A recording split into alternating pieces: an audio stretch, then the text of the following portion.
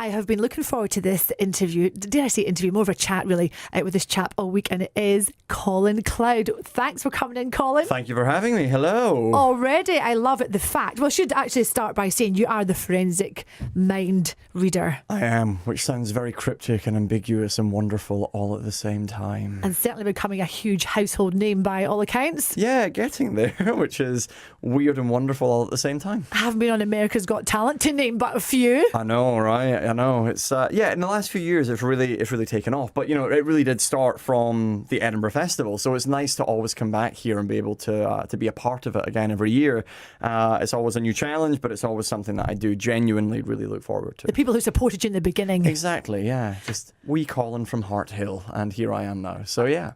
We Colin, you were very clever because you studied forensics, didn't you? I did. I got accepted quite young as well. I went to university. I got accepted at 15, started at 16, and had graduated with my honours degree in forensic investigation, specialising in criminal profiling by the age of 20. So yeah. And at what point did you think this is all perhaps a bit too serious? I'm going out to do comedy. Well, I realised that, I was obsessed with Sherlock Holmes as a kid, and I realised Sherlock is very aware. He's aware of people and life. And the people who are genuinely great at being aware of situations are comedians. Their perspective on life has always fascinated me, but also the ability to stand in front of a room full of people, which is the number one fear of human beings, and stay confident, stay calm, and also assess and analyse the room. I thought, well, that is really a very Sherlockian skill, so I want to go learn that. And I read books, but realised you can only learn that skill by doing it. So I got into performing at the stand through in Glasgow whilst I was at university, and started mixing in all the weird suggestion, psychological stuff that I was creating, and before I knew it,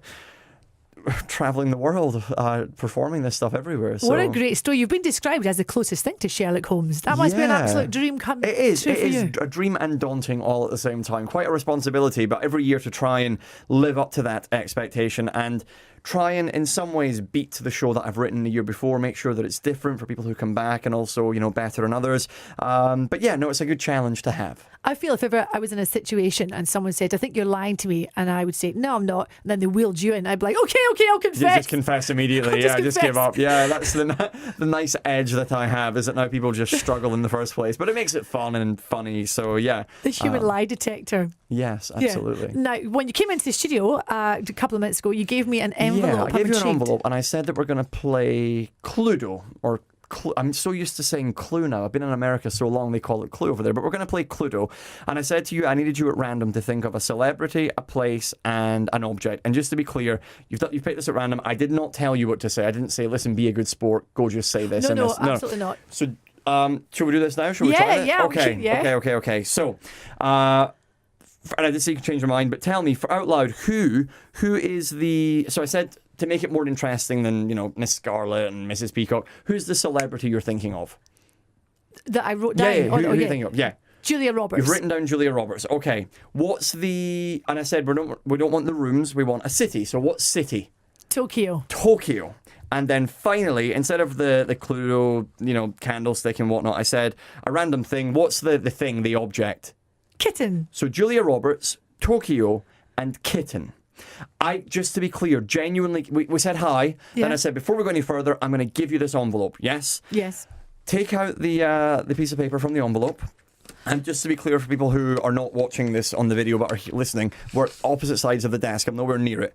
Unfold it lengthways first, turn it around, and you will see that it says the word I. If you flip it over first of all, turn it around, turn it right around. It says I at Colin_Cloud. Can you see that? Other side. Flip it round. It says from the top. Can you read that into the mic? It says... Oh my... I, at Colin Cloud, deduce you'll think of being in Tokyo holding a kitten with... And you wrote Julia Roberts. Can you please tell them who the printed photo actually is?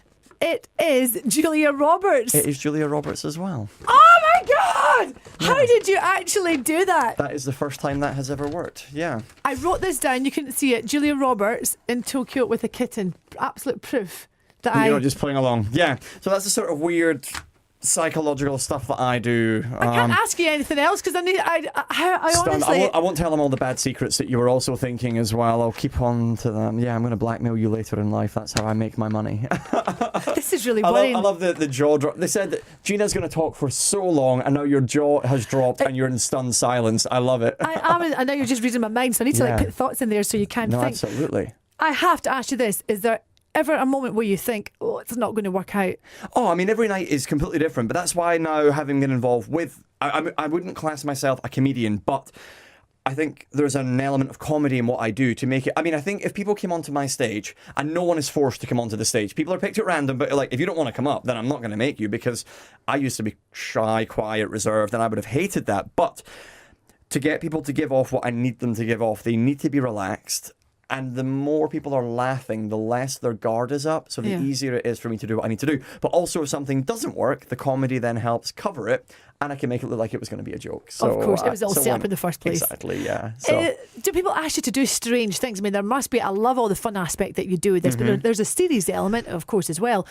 Do people ask you to do strange things? I think one of the more surreal, I wouldn't say because weird suggests that it's a negative thing for those people, but I had someone turn up at the show last year who had flown from India, who had, a daughter missing, and asked would I mind after the Fringe flying back there and helping, find her missing daughter, which is, that's people taking it, and that's why I need to be so careful. And now when I come off stage, try to not perform so that people understand I'm doing this on stage as entertainment. One day, I genuinely think I would love to get back into forensics and take some of the skills that I've developed that are relevant to that world and look at how they can be implemented. But for the time being, I make it clear that, and in the show, this is entertainment, and I look at why I'm so skeptical, and that is a part of it.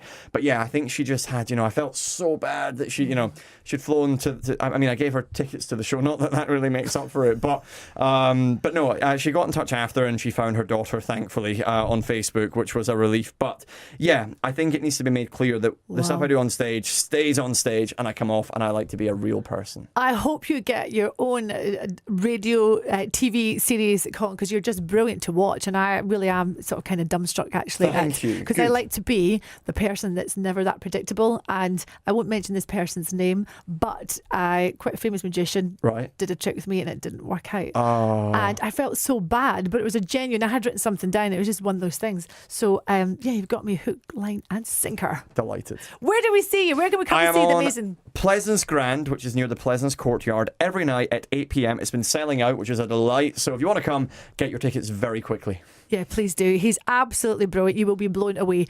Sherlock Holmes, Colin Cloud, thank you so much for coming in. Thank you for having me. Like, share,